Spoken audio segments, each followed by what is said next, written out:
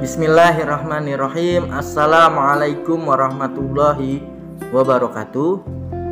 Kembali lagi dalam pelajaran pendidikan agama Islam. Anak-anak Bapak yang sangat Bapak rindukan, kelas 6. Kali ini alhamdulillah kita telah memasuki pelajaran yang ke-6 tentang indahnya saling tolong menolong dan hidup yang rukun. Anak-anak hebat kelas 6, bagaimana kabar kalian? Semoga kalian dalam keadaan sehat walafiat bersama keluarga kalian di rumah. Amin amin ya robbal alamin.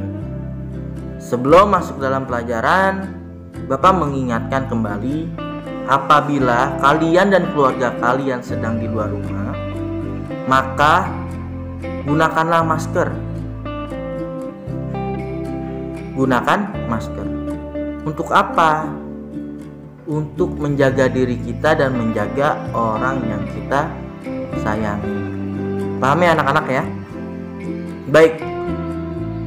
Kembali ke dalam pelajaran kita tentang indahnya saling tolong menolong dan hidup yang rukun. Begitu sempurna ajaran agama kita yang tidak hanya mengatur bagaimana hubungan kita kepada Tuhan yang Maha Esa, kepada Allah Subhanahu wa Ta'ala, tapi agama kita pun mengatur bagaimana hubungan kita terhadap manusia. Begitu sempurna agama kita, anak-anak hebat. Jadi alangkah ruginya apabila kita yang telah mendapatkan keimanan dari Allah Subhanahu wa Ta'ala tidak memanfaatkan waktu kita untuk belajar ilmu agama. Baik anak-anak hebat kelas 6 yang Bapak rindukan, kita dalam pelajaran yang pertama di kelas 6 telah mempelajari tentang Quran surat Al-Kafirun. Dan kali ini kita akan mempelajari dua surat, yaitu surat Al-Maidah ayat 2 dan 3 dan juga surat Al-Hujurat. Dan kali ini Bapak tidak membahas bagaimana tata cara kita membaca ayat ini, karena kita telah membahas di pelajaran yang pertama. Cara membacanya tentu sama. Kita harus memperhatikan panjang pendek, tasdid, dan huruf-huruf hijaiyahnya dengan baik dan benar. Bapak yakin kalian semuanya telah mempelajari dan menguasai itu. Karena membaca Al-Quran adalah pokok dari ajaran agama Islam. Bisa baca Al-Quran itu keberuntungan yang sangat luar biasa dalam ajaran agama Islam. Maka amatlah rugi apabila kita yang telah berakal tapi tidak memanfaatkan waktu kita untuk belajar alif bata. Karena doa-doa yang kita panjatkan, ibadah-ibadah yang kita lakukan, semuanya menggunakan huruf hijaiyah. Jadi keberuntungan yang sangat luar biasa buat kita yang telah bisa membaca Al-Quran. Dan buat kalian, jangan putus asa yang belum bisa membaca Al-Quran. Terus belajar dengan penuh semangat, yakin pasti kita bisa. Baik, Bapak di sini akan memberikan isi kandungan sesuai dengan materi tentang ayat kedua dan ketiga dalam surat Al-Maidah. Isi kandungan dalam surat Al-Maidah ayat kedua dan ketiga, khususnya di surat Al-Maidah ayat kedua, kita di sini dianjurkan untuk saling tolong-menolong. Tolong-menolong di sini anak-anak hebat ialah dalam hal kebaikan agar kita mendapatkan kasih sayang Allah Subhanahu wa taala. Bukan tolong-menolong dalam hal yang kita akan mendapatkan kemarahan Allah Subhanahu wa taala. Contoh, untuk kalian anak-anak hebat kelas 6, tolong menolong dalam hal kebaikan sebagai pelajar. Apabila kalian lebih menguasai dalam satu sisi pelajaran dan ada teman kalian yang kurang menguasai pelajaran yang kalian kuasai, kalian bisa memberikan penjelasan agar teman kalian bisa memahami apa yang kalian pahami dalam pelajaran itu. Itu adalah tolong-menolong yang sangat baik. Dan tolong-menolong yang tidak baik sudah tidak bisa menguasai pelajaran, tapi bekerja sama untuk mencontek hasil pelajaran teman lainnya. Itu adalah tolong-menolong yang tidak baik. Sampai di sini paham ya? Jadi, ajaran agama Islam kita menganjurkan untuk kita saling tolong-menolong dalam kebaikan. Dari contoh yang tadi bisa kalian kembangkan. Balik lagi, kebaikan dalam agama Islam ada tata caranya. Kebaikan dalam agama Islam ada ciri-cirinya. Bagaimana kita mengetahui kebaikan itu? Kalau kita ingin mengetahui kebaikan dalam agama, tentunya kita harus mempelajari agama. Baik, anak-anak Bapak kelas 6 yang sangat Bapak rindukan, dalam surat Al-Maidah ayat ketiga, kita diperintahkan intinya untuk takut hanya kepada Allah Subhanahu wa taala. Dan kita dilarang untuk takut kepada selain Allah Subhanahu wa taala. Gimana ya? Mohon maaf sebelumnya. Tapi di sini Bapak hanya menjelaskan sesuai dengan materi yang kita pelajarkan. Anak-anak Bapak, di sini ada kisah pada saat Nabi Muhammad SAW melaksanakan Haji Wada. Haji Wada adalah haji terakhir yang dilakukan oleh Nabi Muhammad SAW.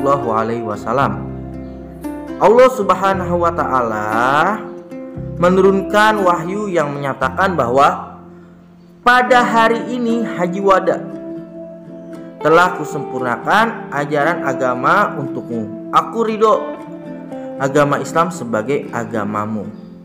Nah, diharapkan kita harus takut kepada Allah Subhanahu wa taala. Segala perintah Allah Subhanahu wa taala kita laksanakan dengan tuntunan ilmu agama yang dibenarkan. Dan segala larangan Allah Subhanahu wa taala harus kita hindari. Jadi, ajaran agama Islam yang disampaikan oleh Nabi besar Muhammad SAW harus kita yakini dan kita amalkan dalam kehidupan kita sehari-hari ya nak. Karena Allah Subhanahu wa taala telah menyempurnakan ajaran agama Islam. Sekaligus Allah juga ridho terhadap ajaran agama Islam. Bahwa agama Islam menjadi agama yang dibawa oleh Nabi Muhammad SAW untuk kebahagiaan kita umat manusia di kehidupan dunia dan di kehidupan akhirat. Di samping itu, kita harus mensyukuri nikmat yang Allah Subhanahu wa taala berikan kepada kita. Jadi, Allah Subhanahu wa taala menginginkan kita agar tidak takut terhadap orang-orang yang memusuhi agama Islam. mohon maaf, yaitu orang-orang kafir. Dan takutlah kita kepada Allah Subhanahu wa ta'ala. Mudah-mudahan kalian memahami apa yang saat ini telah Bapak sampaikan. Kembali lagi ke pembahasan berikutnya, yaitu Quran Surat Al-Hujurat ayat ke-12. Pada ayat ke-12 dinyatakan, jika kita beriman kepada Allah Subhanahu wa ta'ala, janganlah kita berprasangka buruk. Jangan berprasangka buruk terhadap orang lain. Kita harus berprasangka baik. Karena berprasangka buruk itu adalah dosa. Dan orang yang melakukan dosa akan mendapatkan sesuatu yang tidak kita inginkan. Di samping itu,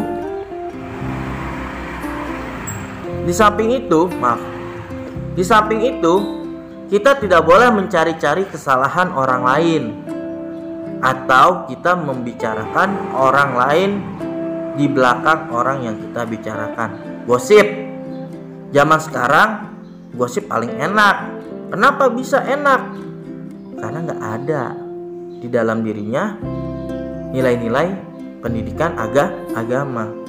Kalau dia sadar gosip itu membahayakan, merontokkan amal ibadah.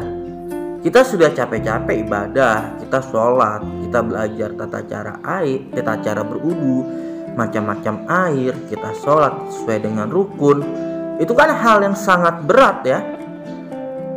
Hal yang sangat berat, karena kita belajar menghabiskan waktu, menghabiskan tenaga. Kalau kita sudah ibadah sesuai dengan ilmu syariat,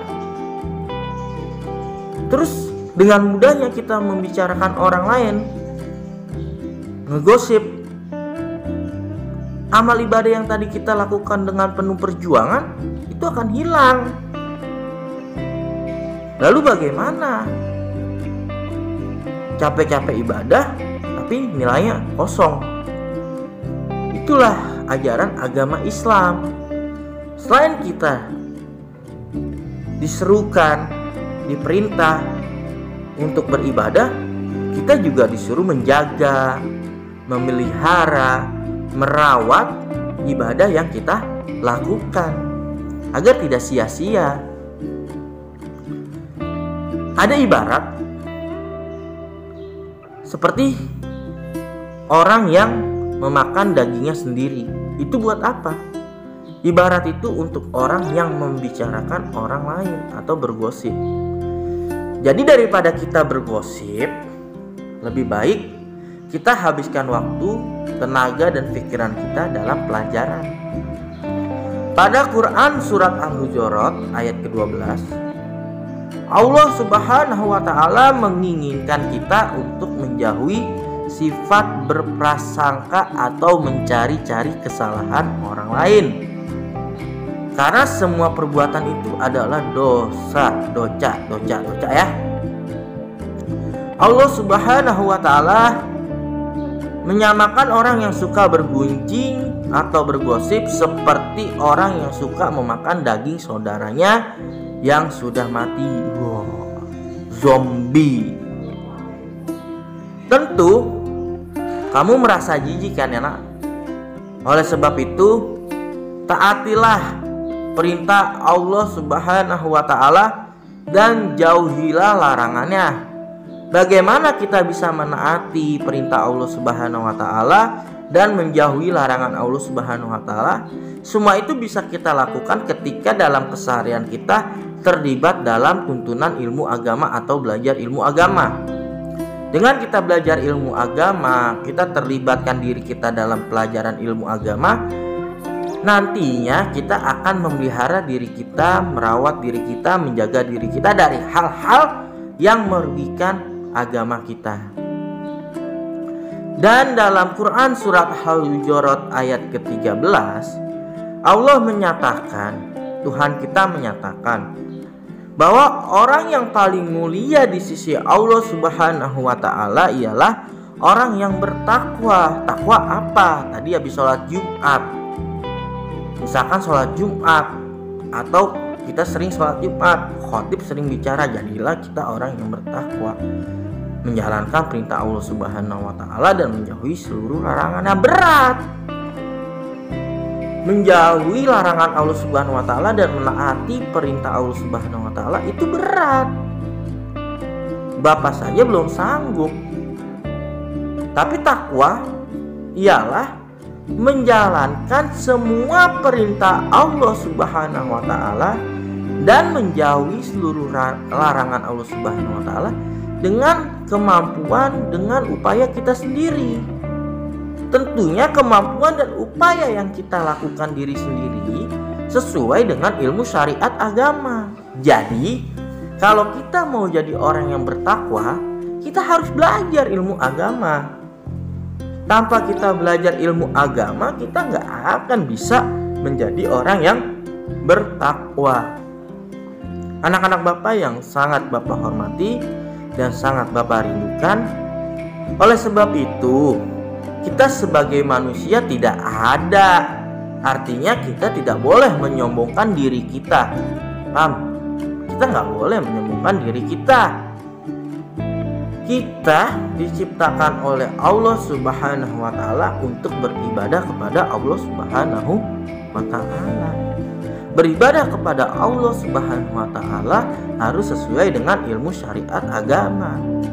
Jadi Quran surat Al-Hujurat ayat ke-13 ini mengajarkan kita bagaimana Allah Subhanahu wa taala menciptakan manusia terdiri atas laki-laki dan perempuan.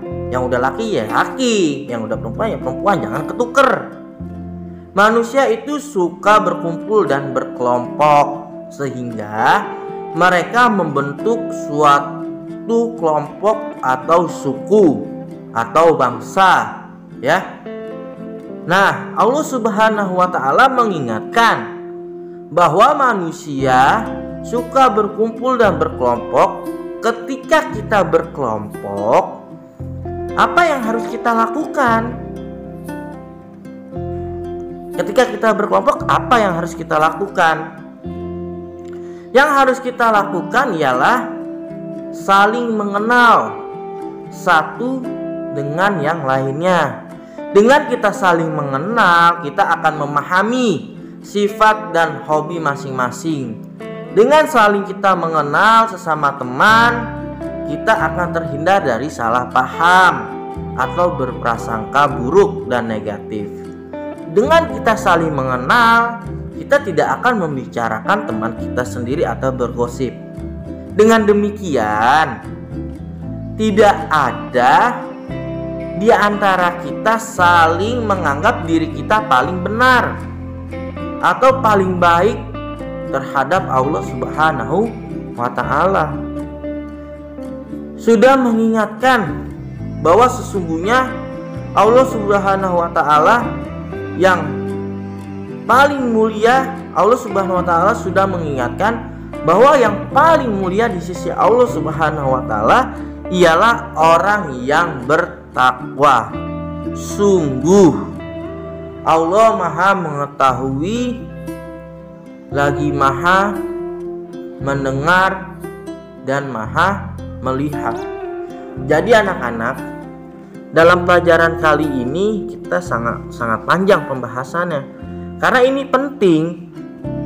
Agama mengajarkan kita untuk saling mengenal satu dengan yang lainnya. Dengan kita saling mengenal satu dengan yang lainnya, nantinya kita akan ada sifat saling menjaga, ada sifat saling mengasihi, ada sifat saling menghormati. Kalau kita tidak mengenal satu dengan yang lainnya, kita gampang untuk diadu domba. Kita gampang untuk disusupi. Kita gampang untuk saling berpikiran negatif. Jadi kita harus saling mengenal satu dengan yang lainnya dengan akhlak agama. Yang tua menyayangi yang muda menghormati yang tua. Baik, Kita akhiri pelajaran kita kali ini, anak-anak Bapak yang sangat Bapak hormati. Semoga pelajaran kita kali ini ada manfaatnya. Dan nanti di sini nih ada soal ya. Ada soal yang harus kalian kerjakan seperti biasa. Nanti kalian store ke Bapak. Terima kasih untuk kalian yang menyaksikan video pembelajaran ini sampai habis. Semoga bermanfaat untuk kita semua. Assalamualaikum warahmatullahi wabarakatuh.